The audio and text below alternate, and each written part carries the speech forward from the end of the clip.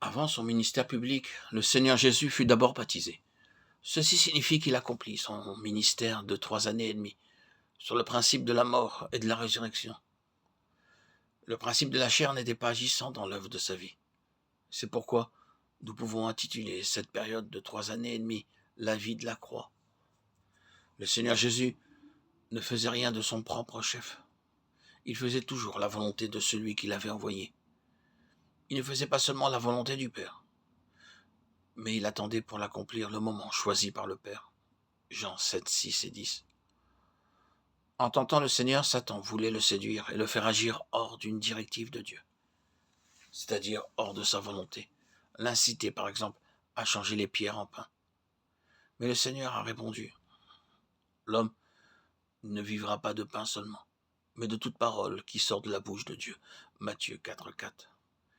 Il disait souvent, « Le Fils ne peut rien faire de lui-même, mais uniquement ce qu'il voit faire au Père. » 1 Jean 5, 19. Et je ne peux de moi-même rien faire selon ce que j'entends. Je juge. Jean 5, 10. De lui-même signifie de son propre fond.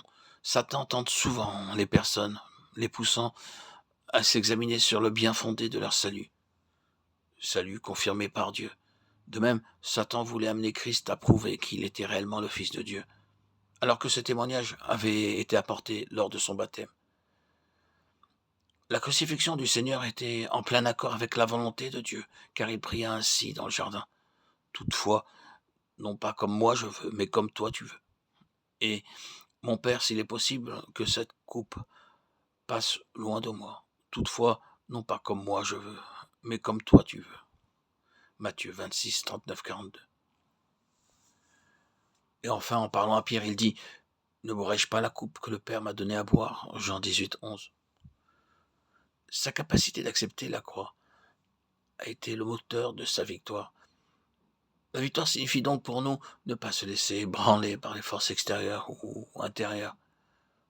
La victoire consiste à ne pas se plier à toute activité d'origine charnelle, ne pas être attiré ou agité par le monde, ne laisser aucun terrain à Satan. Au cours de sa vie, le Seigneur n'a jamais vécu selon la chair. Il l'a mise de côté de telle manière qu'il est le premier homme en qui Satan n'a eu aucune base. La chair, le monde, le diable n'ont jamais eu d'accès en lui. En sauvant les hommes, Dieu les sauve de la chair, du monde et de Satan. Il nous appelle à refuser tout ce qui procède du monde, à refuser tout ce qui émane du moi, à refuser ce qui vient de Satan. Le monde et la chair sont utilisés par Satan pour nous assaillir.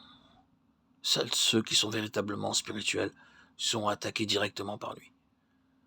Ceux qui rejettent le monde en tant que système mauvais et qui refusent la pensée de la chair seront directement confrontés avec Satan. Christ a besoin de son corps pour avoir une pleine expression de la croix. Si les pécheurs acceptent uniquement la croix objectivement, le gain est seulement pour eux. Mais si la croix est reçue intérieurement, le gain est pour Dieu. La croix de Christ agit comme une épée coupant en nous ce qui est de la vieille création. La résurrection de Christ nous introduit dans la nouvelle création.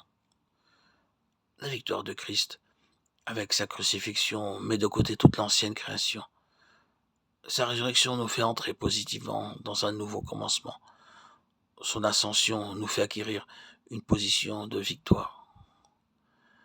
Par la mort, la résurrection et l'ascension de Christ, l'Église doit manifester cette victoire sur la terre.